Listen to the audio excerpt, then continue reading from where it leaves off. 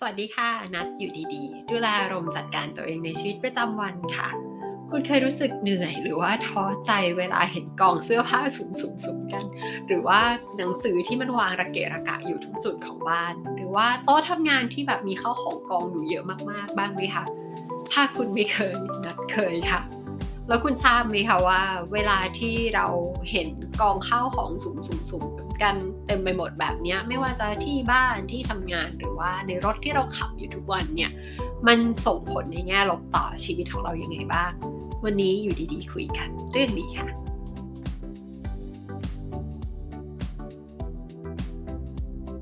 นัดไปเจองานวิจัยสนุกๆค่ะก็เลยหยิบมาฝากทุกท่านนะคะคุณทราบหรือเปล่าคะว่า77%ของคนที่อยู่ในบ้านรกๆนะคะจะมีภาวะน้ำหนักเกินค่ะ แล้วก็อีกการศึกษาหนึ่งเนี่ยเขาค้นพบว่าคนที่อยู่ในบ้านรกๆจะมีฮอร์โมนคอร์ติซอลหรือก็คือฮอร์โมนความเครียดนะคะสูงกว่าคนที่อยู่ในบ้านไม่รกจะส่งผลต่อเนื่องไปยังภาวะซึมเศร้าแล้วก็ส่งผลต่อเรื่องคุณภาพความสัมพันธ์ของชีวิตคู่ด้วยค่ะ แต่ที่อึ้งไปกว่านั้นนะคะก็คือว่าข้าวของรกๆมีผลในเรื่องการสื่อสารค่ะคนที่อยู่ท่ามกลางข้าวของรกๆเนี่ยมันจะทำให้คู่สนทนาเข้าใจสีหน้าแววตาความรู้สึกของเขายากกว่านะคะมันต้องใช้เวลาแล้วก็ความพยายามมากขึ้นเหตุผลที่เป็นอย่างนี้ก็เพราะว่าแทนที่สมองอาจจะโฟกัสที่สีหน้าท่าทางแววตาแล้วก็เข้าใจได้เลยว่าคนคนนี้กำลังรู้สึกยังไง แต่สมองกลับถูกรบกวนดึงดูดความสนใจไปที่ของรกๆที่อยู่รอบข้างนะคะทำให้กว่าจะเข้าใจคนคนนี้ได้ถูกเนี่ยก็ต้องใช้เวลาและความพยายามมากกว่าที่จำเป็นลองจินตนาการดูสิคะว่าสภาพแวดล้อมในที่บ้านที่ทำงานหรือว่าในรถของคุณกำลังส่งผลให้คนอื่นเข้าใจสีหน้าท่าทางอารมณ์ความรู้สึกของคุณผิดอยู่หรือเปล่าหรือมันกำลังทำให้คุณเข้าใจสีหน้าท่าทางของคนอื่น คลาดเคลื่อนไปจากสิ่งที่มันควรจะเป็นอยู่ไหมอย่าให้ข้าวของรกๆมาส่งผลต่อความสัมพันธ์ดีๆที่คุณมีต่อคนรอบข้างเลยนะคะจุดหนึ่งที่น่าต้องบอกไว้ก่อนนะคะก็คือว่าระดับความรกที่แต่ละคนรับได้มันไม่เท่ากันนะแล้วก็ไม่ต้องไปกดดันตัวเองนะคะว่าจะต้องแบบเก็บเนียบกริบแบบเหมือนหลุดออกมาจากในแคตตาล็อกของร้านขายเฟอร์นิเจอร์ไม่ต้องทำถึงขั้นนั้นนะคะ แค่ลองมองดูว่าระดับความมีระเบียบที่เรารู้สึกสะดวกใจสบายใจแล้วมันก็เหมาะสมต่อวิธีการดำเนินชีวิตของเรามันคืออยู่จุดไหนสิ่งที่เราต้องการนะคะคือการสร้างนิสัยเล็กๆที่เราสามารถกลับมาทำซ้ำทำได้เรื่อยๆทำได้สม่ำเสมอนะคะเพื่อที่จะสร้างให้พื้นที่ของเราเนี่ยมันคงอยู่ในระดับความมีระเบียบแบบที่เรารู้สึกสบายใจค่ะ ที่จริงแล้วนัทเป็นคนที่ไม่มีพื้นฐานงานบ้านเลยค่ะทุกท่านตั้งแต่เกิดแล้วก็จำความได้ก็โตมาในบ้านที่มีข้าวของแบบเยอะๆๆๆมากเลยนะคะแต่ว่าจุดเปลี่ยนในชีวิตของนัทเนี่ยมันมาถึงตอนที่นัทค้นพบหนังสือเล่มนี้ค่ะ The Life Changing Magic of Tidying Up ของคอนโดมาริเอะนะคะซึ่งมันเปลี่ยนวิธีการใช้ชีวิตของเราได้จริงๆค่ะแล้วก็ชอบเล่มนี้มากๆจนต้องไปตามหาเล่มที่เป็นการ์ตูนมาเก็บไว้ด้วยอีกเล่มหนึ่งนะคะคือชอบจริงๆค่ะวันนี้นัทก็เลยอยากจะมาแบ่งปัน5นิสัยที่นัทสร้างได้จากการศึกษาวิธีจัดบ้านแบบคุณคอนโดมาริเอะค่ะนิสัยที่1ข้าวของทุกอย่างมีบ้านของมัน แค่ข้อนี้ข้อเดียวเนี่ยก็ลดจำนวนของรกในบ้านนั้นไปได้เยอะเลยนะคะนั่นก็คือคุณคอนโดมาริเอะบอกให้เรากำหนดที่อยู่ประจำให้กับข้าวของทุกชนิดค่ะลองคิดภาพของพวกนี้ดูนะคะว่าปกติคุณเก็บไว้ที่ไหนบินค่าบัตรเครดิตใบรับประกันสินค้าโบรชัวร์ร้านค้าหรือว่าของที่หายบ่อยๆแล้วเราจะต้องตามหามันอยู่เรื่อยๆอย่างแว่นตากรรไกรตัดเล็บหรือว่าโทรศัพท์มือถือค่ะ ลองคิดภาพดูสิคะว่าชีวิตเราจะง่ายขึ้นมากขนาดไหนถ้าเกิดว่าเมื่อของชิ้นนี้เข้ามาอยู่ในบ้านเราปุ๊บเรารู้เลยว่าจะต้องเอามันไปวางไว้ตรงไหนเพราะว่ามันถูกกำหนดไว้ก่อนแล้ว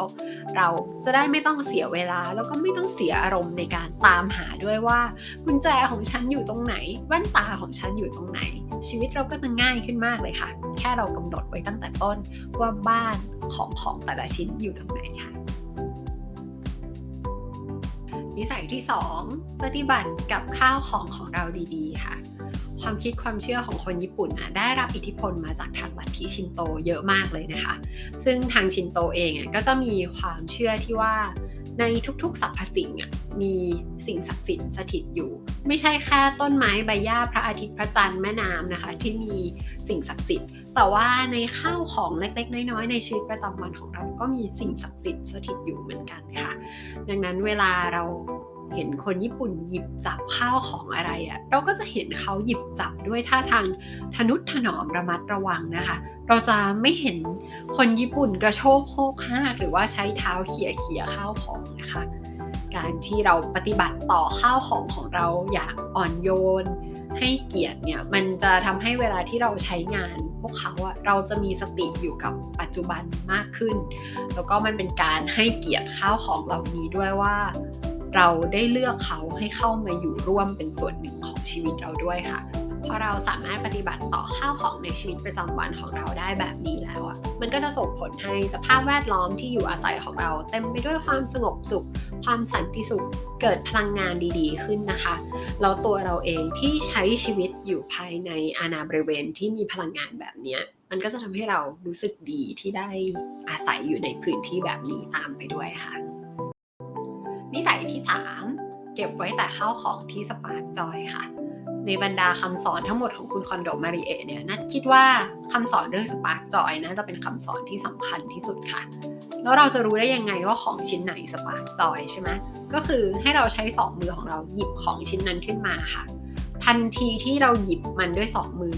มันจะเกิดความรู้สึกดีๆที่แบบมันพวยพุ่งขึ้นมาเลยไม่ว่าจะเป็นความสนุกความตื่นเต้นความยินดีหรือมันอาจจะเป็นความสงบก็ได้นะคะเป็นความรู้สึกดีๆที่มันแบบเกิดขึ้นมาฉับพลันทันทีแค่เราได้จับสัมผัสของชิ้นนั้นด้วย2มือของเราค่ะก่อนที่นัทจะได้รู้จักแนวคิดเรื่องสปาร์คจอยหลายๆครั้งเวลาที่เราซื้อของเลือกของเข้าบ้านเราก็จะตกเป็นเหยื่อของการตลาดซื้อมาเพราะของถูกซื้อมาเพราะ1แถม1ซื้อมาเพราะโปรโมชั่นแต่เราไม่ได้รู้สึกดีจริงๆหรอกกับการซื้อของชิ้นนั้นแล้วสิ่งที่เกิดขึ้นก็คือสุดท้ายมันก็จะกลายมาเป็นของรกบ้านหลายๆครั้งเราไม่เคยแม้แต่จะใช้หลายๆทีของก็หมดอายุไปโดยที่เราไม่ได้กินหรือว่าไม่ได้ใช้งานมันด้วยซ้ำนะคะทุกวันนี้เนี่ย Spark Joy ก็เลยกลายมาเป็น KPI พื้นฐานของนัทในการเลือกซื้อสินค้าและบริการนะคะเพราะว่ายังไงเราก็ต้องซื้อของอยู่แล้วค่ะทุกคนการที่เราเลือกของที่มัน Spark Joy มันจะทำให้ทุกๆครั้งที่เราหยิบมันมาใช้ทุกครั้งเราก็จะรู้สึกดีไปด้วยเราก็อยากจะใช้งานมันอย่างทนุถนอมแล้วเราก็อยากจะให้มันอยู่กับเราแบบนี้ไปนานๆเพื่อที่ว่ามันจะได้ทำให้เรารู้สึกดีอย่างนี้ไปได้อีกนานๆค่ะเวลาที่เจอของใกล้เคียงกันหลายๆชิ้นแล้วคุณไม่รู้ว่าจะเลือกชิ้นไหนดีลองใช้ Spark Joy เป็น KPI ในการเลือกของเข้าบ้านของคุณดูนะคะนิสัยที่ 4 เก็บกวาดตามประเภทสิ่งของค่ะหลังจากที่เราได้รู้จักแนวคิดเรื่อง Spark Joy แล้วก็ถึงเวลาที่จะต้องเก็บกวาดค่ะแน่นอนว่าพวกเราทุกคนนะคะมีข้าวของที่มากเกินความจำเป็นของเราอยู่ในชีวิตอยู่แล้วล่ะค่ะข้าวของประเภทที่ว่า3ปีผ่านมาแล้วก็ยังไม่เคยแตะต้องมัน5ปีผ่านมาแล้วก็ยังไม่เคยแกะหีบห่อมันหยิบออกมาใช้งานเลยนะคะปกติเนี่ยเวลาที่เราจะเคลียร์ของพวกเนี้ยเราจะเคลียร์กันเป็นโซนๆใช่ไหมคะเช่นวันนี้เคลียร์ห้องนอนวันพรุ่งนี้เคลียร์ห้องนั่งเล่นวันถัดไปเคลียร์ห้องครัวแต่ว่าถ้าเป็นวิธีการของคุณคอนโดมาริเอะเนี่ยจะไม่ได้เคลียร์ตามสถานที่ค่ะเธอจะให้เคลียร์ตามประเภทสิ่งของเช่นวันนี้ถ้าเราจะเคลียร์เสื้อผ้าเราจะต้องขนเสื้อผ้าของทั้งบ้านมากองรวมที่เดียวกันไม่ว่าจะเป็นชุดฤดูร้อนชุดฤดูหนาวเสื้อโค้ทที่คุณเก็บไว้ในสัมภาระเก็บไว้ในกระเป๋าเดินทางจะต้องหยิบทั้งหมดมากองไว้ที่เดียวแล้วเราก็จะเคลียร์พร้อมกันในทีเดียวหรือว่าถ้าคุณมีเครื่องเซรามิกมีจานมีชามเยอะมากแล้วก็เก็บไว้ในหีบห่ออยู่บนชั้นนั้นอยู่ในตู้นี้นะคะก็ได้เวลาที่จะต้องเอาทั้งหมดมากองรวมกันแล้วก็เคลียร์ของประเภทเดียวในทีเดียวค่ะที่เด็ดไปกว่านั้นนะคะก็คือคุณคอนโดมาริเอะเธอวางสเต็ปการจัดมาให้เราเรียบร้อยแล้วค่ะเรียงลำดับจากสิ่งที่จัดการง่ายที่สุดไปยังสิ่งที่จัดการยากที่สุดทำตามลำดับนี้เลยนะคะคือให้เริ่มจากจัดเสื้อผ้าก่อนตามด้วยจัดหนังสือเสร็จแล้วให้จัด กระดาษค่ะก็คือของทุกอย่างที่เป็นกระดาษนะคะหลังจากนั้นให้ไปจัดการของจุกจิกสุดท้ายสิ่งที่จัดการยากที่สุดก็คือของที่มีคุณค่าทางจิตใจพอเราฝึกฝนการตัดสินใจจากของที่จัดการง่ายที่สุดไปได้เรื่อยๆเนี่ยเรียงลำดับความยากขึ้นพอถึงของประเภทสุดท้ายที่จัดการยากมากอย่างของที่มีคุณค่าทางใจเนี่ยเราก็จะมีความเฉียบคมในการตัดสินใจมากขึ้นค่ะไต่ที่5ฝึกฝนการตัดสินใจค่ะนัดค้นพบวิธีการจัดบ้านแบบคุณคอนโดมาริเอตเนี่ยในช่วงที่นัดมีเซลล์เอสตีมตกต่ำมากๆเลยนะคะไม่มีความมั่นใจใดๆในตัวเองเหลืออยู่เลยค่ะมองโลกในแง่ร้ายแล้วก็เป็นคนขวางโลกด้วยนะคะใครมันจะไปคาดคิดล่ะคะว่าการที่เราจัดบ้านของตัวเองอะในทุกๆครั้งที่เราทำการตัดสินใจไปมันจะช่วยค่อยๆเรียกคืนเซลล์เอสตีมให้กลับมาสู่ตัวเราได้นัดพูดว่าการตัดสินใจแล้วเราต้องตัดสินใจอะไรคำตอบก็คือในข้าวของทุกๆชิ้นที่เราหยิบมันขึ้นมาเราถามตัวเองว่าของสิ่งนี้สปาร์คจอยกับเราไหมถ้าใช่เราก็เก็บแต่ถ้าไม่เราก็ปล่อยนั่นแปลว่าช่วงเวลาของเรากับของชิ้นนี้ได้จบลงแล้วเรารู้สึกขอบคุณที่มันเคยอยู่ในชีวิตแล้วก็ใช้เวลาร่วมกันกับเรามาแต่ว่าถึงเวลาที่เราจะต้องปล่อยมือแล้วก็จากลาข้าวของชิ้นนี้ไปแล้วทุกๆครั้งที่เราปล่อยมือจากของหนึ่งชิ้นมันจะเป็นการค่อยๆปลดสัมภาระที่เราแบกไว้ตั้งแต่เมื่อไหร่ที่เราก็ไม่รู้เหมือนกันค่อยๆปลดความหนักอึ้งเหล่านี้ออกไปจากชีวิตเราทีละน้อยค่ะพอเรายกข้าวของที่มันไม่ใช่สำหรับเราอีกต่อไปแล้วเนี่ยออกไปจากชีวิตอะมันคือการที่เราสร้างพื้นที่ว่างใหม่ๆอะค่ะและพื้นที่ว่างเหล่านี้เองคือที่อยู่ของความเป็นไปได้ใหม่ๆที่มันจะเดินเข้ามาสู่ชีวิตของเราค่ะ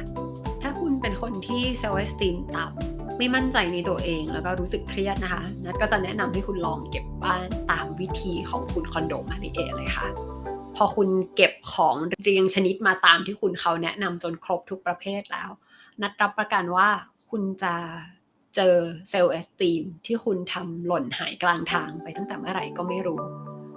พร้อมๆกันนั่นเองคุณจะได้สังคายนาบ้านจะได้สังคายนาข้าวของทั้งหมดในชีวิตของคุณจะพบว่า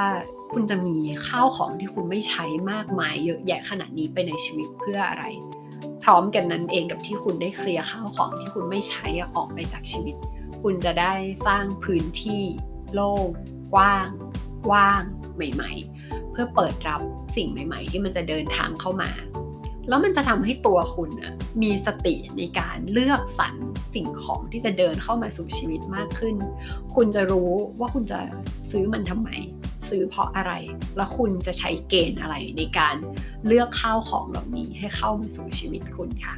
มีงานวิจัยทางประสาทวิทยาในปี 2011 นะคะที่พบว่า